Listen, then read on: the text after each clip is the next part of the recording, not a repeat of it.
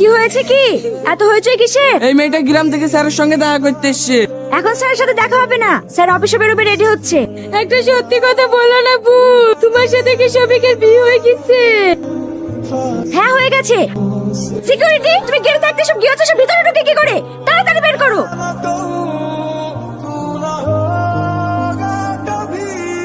Security, ওকে ছেড়ে দাও। আমার শফিক, তুমি ভালো আছো তো? হ্যাঁ ভালো আছি। তুমি কি সত্যি বিয়ে করে ফেলেছো? না না, আমি বিয়ে করিনি তো। আমি জানি তো তুমি আমাকে খুব ভালোবাসো, তুমি আমাকে ছেড়ে অন্য কাউকে বিয়ে করতেই পারো না। এইসব তুই কি বলছি? তুই তোমার ভালো বন্ধু ছিলি, তোকে কি কোনদিন বলেছি আমি তোকে ভালোবাসি? হ্যাঁ, তোর আব্বা সেটা 50,000 টাকা ধার দিয়েছিল পড়াশোনার লেগি, সেই টাকাটা তুই পাবি।